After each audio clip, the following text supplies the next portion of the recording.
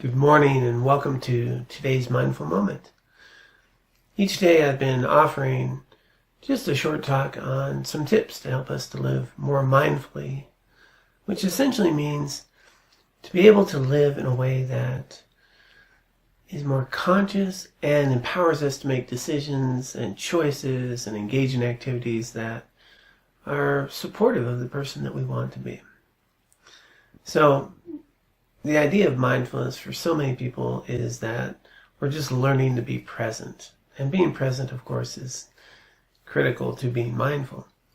But if we are to actually live mindfully, it's not enough just to be present in the moment. We need to be present in the bigger moment.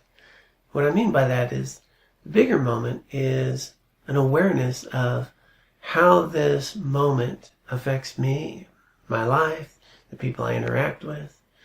Mindful of the bigger moment is to be aware of really the person I want to be and what are the values that I want to embody.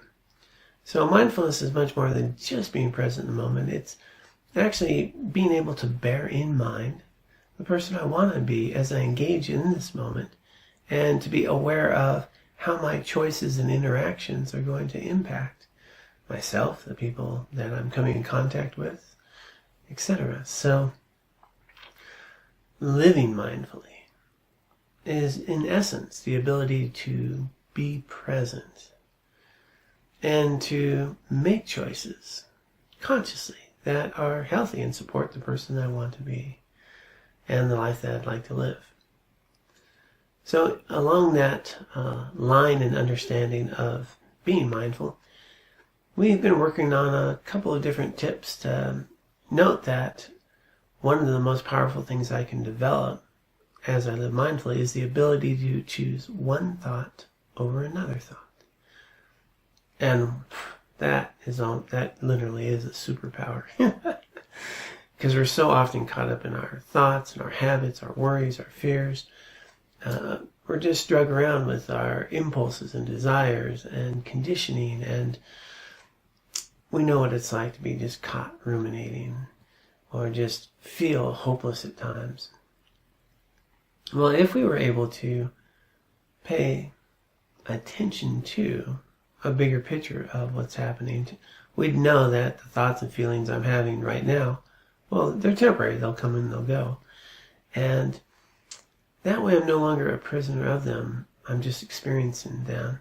And more importantly, I can consciously think the thoughts that I would like to dominate my life. I can consciously bring to mind a healthier perspective, a different attention to what's going on around me from a healthier perspective and understanding of their meaning and purpose in my life.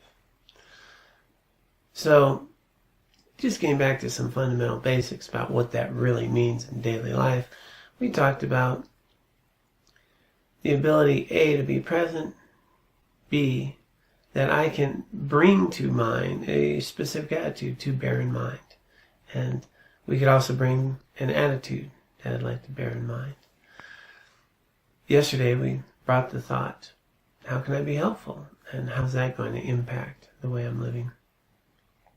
Well, today I'd like to introduce the idea of having the thought that whoever I meet today, I want to think of them as an old friend. So this is a practice by His Holiness the 14th Dalai Lama that he encourages. And he says that when he meets people, he really tries his best to think of them as an old friend. Now, how would that change our interactions? Well, for one, whoever we're meeting, we're going to have a more conscious presence. And when we meet an old friend, we usually have some joy and a smile on our face. So how would that shift our interactions? And would that be a healthy way of being more present in your life as you engage with others? Well, this is something to experiment with today. So I invite you today. Try to greet anyone that you meet today, whether you have never met them, or even if you know them and maybe aren't that thrilled about who they are. to just greet them as an old friend today, to give them the attention that you would as an old friend, and see if that is a healthy and meaningful way for you to be more conscious as you engage with others. All right, thanks for joining me this morning for today's mindful moment. I hope you have a wonderful day today.